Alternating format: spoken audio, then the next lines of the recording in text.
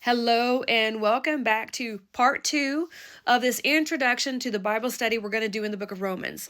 And the question is, why did Paul write this letter? So be sure and go listen to part 1 because you might find out some very interesting information. But again, we asked this question, why specifically is this letter addressed to Rome? What might be happening there? What are the external pressures from the culture? What might be some internal pressures within the church? Straight out of the gate, Paul is addressing homosexuality. But did you know that out of the first 15 emperors, 14 were practicing gays? And if the main man had that lifestyle, it would filter right into society, and it did. So as we go through this, we will look at what's happening in the culture and how it may be affecting the church. But what do we know? While we are called to be in the world, we cannot allow the world into the church. So what is the state of the church there? Now, here's where it gets so exciting to learn history. We don't know exactly who specifically founded the church in Rome, but we know from the documentation in Acts that there were people there from Rome, so it's not outside of logic to believe that on the day of Pentecost, when Peter preached the full gospel and 3,000 were converted, that some were probably from Rome.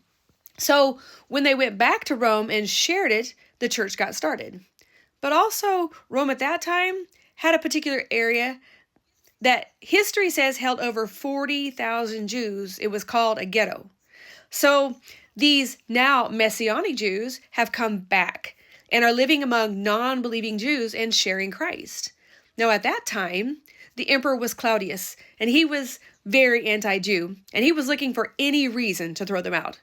And what is fascinating is that there began to be a disturbance within the Jewish community over someone Claudius thought was called Christus, which most likely was Christos.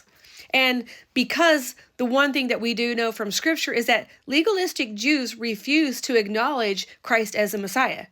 So it would have been a major area of contention. We also know that the Jews were the real enemy to the gospel. So because of this conflict, Claudius used it to expel Jews, and among them was a Jewish couple called Aquila and Priscilla. Let's look at a documentation. Acts chapter 18, verses 1 through 4. After these things, he left Athens and went to Corinth, and he found a Jew named Aquila, a native of Pontus, having recently come from Italy with his wife Priscilla, because Claudius had commanded all the Jews to leave Rome. He came to them, and because he was of the same trade, he stayed with them. And they were working, for by trade they were tent makers. And he was reasoning in the synagogues every Sabbath and trying to persuade Jews and Greeks. So, while all the Jews are kicked out of Rome, Messianic and non-believing, the church would now be made up of a few Gentiles. So, logic would say that the number of Gentile believers would grow in this time. Once Claudius dies, the next emperor lets the Jews come back, and they did. But what most likely happened in this process? Well, what had once been a predominantly Jewish-founded church community had transitioned into a predominantly Gentile church community. Do you know what happens when the one who's in charge gets challenged? Conflict. And it absolutely would have led to a tension in the church between Jew and Gentile believers. So let's face it, mankind in general has a terrible time integrating with people who do not think and act the same way. So, as you read the letter with this background, it becomes clear that Paul is speaking into this Jew and Gentile situation. What do they have in common? What is one side versus what the other side living out? All are sinners. All are justified by faith. All are headed to the same heaven. One is not better than the other. Who is living in license? Who is living in legalism? And what is liberty of the Spirit?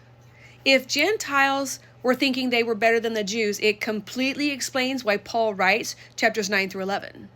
And this new Israel replacement mentality is specifically addressed in those 3 chapters. And by the way, that is still taught today.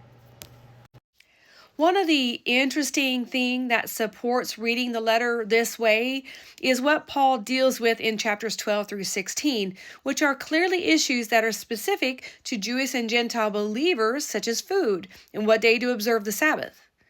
And I want to talk about a few more things that are very fascinating about this letter. Paul used the word God over 140 times. He uses the word Christ over 65 times, the word Lord over 39 times, and he uses the word law, interestingly enough, over 52 times. Now, why do I share that? Because now it's in hopes that you'll pay attention to the use of these words, and it's also going to give you clues as to the purpose of the letter. Listen for how he speaks to the righteousness of God. Listen to how he speaks about faith. Whether Jew or Gentile, it's about God's wrath, Christ's death, and the Spirit's life. It's about faith, hope, and love. And I hope you'll join me on the very first lesson, starting with Romans chapter 1, and I'll see you there.